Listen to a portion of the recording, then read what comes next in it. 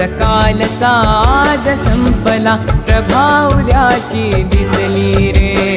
दिवस कालचा आज संपला, प्रभा उद्याची दिसली रे. विज्ञानाचे युग हे आले चला, स्वागता सामोरे. विज्ञानाचे युग हे आले चला, स्वागता सामोरे. चंद्रशेखर वेंकटरामन असं त्यांचं नाव आहे. त्यांनी संपूर्ण विज्ञान क्षेत्राला भौतिकशास्त्राच्या माध्यमातून रामन इफेक्ट नावाची एक थेरी दिली. त्या थेरीबद्दल त्याला जागतिक दर्जाचा नोबेल पुरस्कार त्यांना मिळाला. ही आपल्या संपूर्ण भारतवासियांसाठी अत्यंत अभिमानाची गोष्ट आहे. 28 फेब्रुवारी 1888 रोजी त्यांचा जन्म झाला. आज त्यांचा जन्मदिन आहे. संपूर्ण भारतभर राष्ट्रीय विज्ञान दिन म्हणून त्या ठिकाणी आपण साजरा करतो.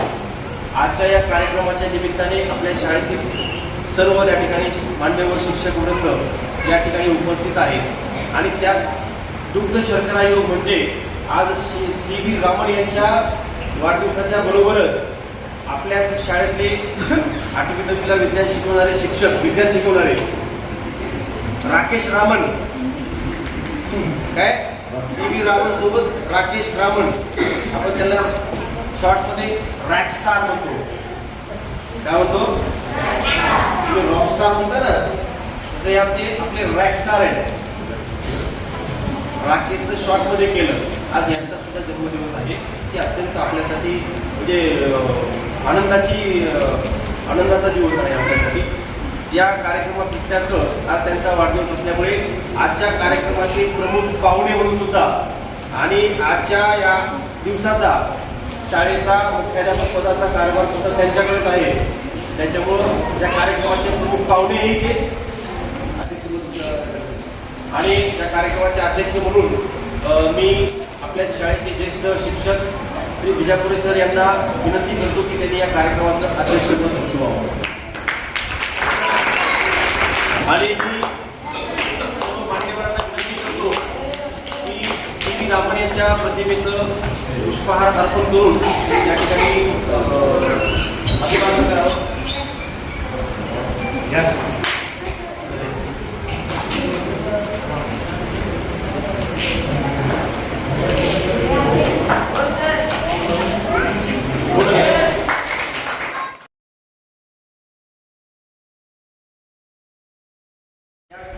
थेरीवरती त्यांना नोबेल पुरस्कार भेटला होता. जय नोबेल. तुम्ही विद्यार्थी आहात. एक म्हण आहे बघा, चिड्या तर रामन इफेक्ट थेरी काय सांगते? आपल्याला तुम्हाला ताप आल्यानंतर, सर्दी पडसं खोकला झाल्यानंतर, कावीळ मलेरिया डेंग्यू झाल्यानंतर तुम्ही दवाखान्यामध्ये जाता कुबेरी. आणि दवाखान्यामध्ये गेल्यानंतर डॉक्टर सांगतात तुम्हाला की तुम्हाला ब्लड चेकअप करायला लागेल, म्हणजे सॅम्पल घेतात. किंवा एखाद्या माणसाला शुगर चेक करायचं असेल तर त्याचं सॅम्पल रक्त घेतलं जातं आणि चेक केलं जातं.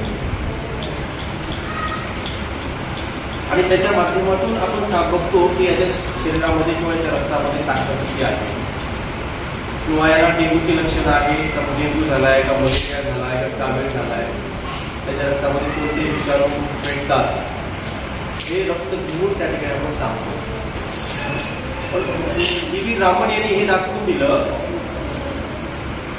की एखाद्या वस्तूवरती, भौतिक वस्तूवरती, स्फटिकावरती, भौतिक वस्तू म्हणजे आपण ज्या वस्तूला हात लावतो ना त्या वस्तूवरती, एखाद्या वस्तूवरती प्रकाश शलाका किंवा प्रकाशाची किरणं पडल्यानंतर त्या वस्तूमध्ये असलेल्या अणुरेणूमध्ये, जागेमध्ये बदल होतो. म्हणजे ते विचलित होतात. त्या किरणामुळे ती वस्तू किंवा त्या वस्तूमध्ये असलेले कण विचलित होतात आणि ते विचलित झाल्यानंतर आपल्याला त्या वस्तूचं अनुमान लावता येतं किंवा त्याच्यामध्ये काय बदल झालेले आहेत हे सांगता येतं.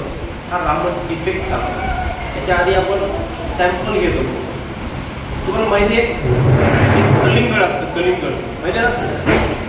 आणि आपण कलिंगड घ्यायला जातो एका ठेल्यावरती आणि त्याला विचारतो की काका मला गोड बघून द्या. कसं बघून द्या? गोड कलिंगड बघून द्या. आता कलिंगड चाकण्याशिवाय गोडे कळेल का? तर तुम्हाला चाकण्याची अनुभूती आहे का? कलिंगड गोड आहे, ते बंद आहे, त्यामध्ये गोड आहे का सफेद आहे कसं आहे का माहिती आहे का? नाही. तो काका काय म्हणतो माहिती आहे का? असा करून आणि त्याला मारतो, ठीक आहे. ते चांगलं कलिंगड, ते गोड आहे बघ. काकाने खाल्लंय का? काकाला माहिती आहे का? तुम्हाला माहिती आहे का? तुमच्या काकावरती विश्वास आहे. काकाने गोड गोड सपोर्ट कलिंगड दिलेला आहे, ठीक आहे. जी तबकडी दिसते ही ॲज अ इन्फ्लुएन्सची तबकडी आहे.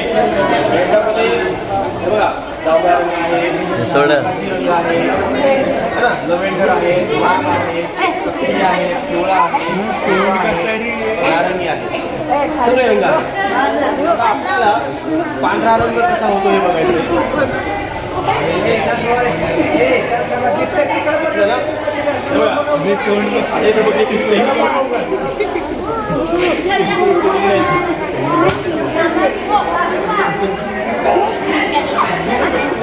कोणता रंग दिसतो तुम्हाला?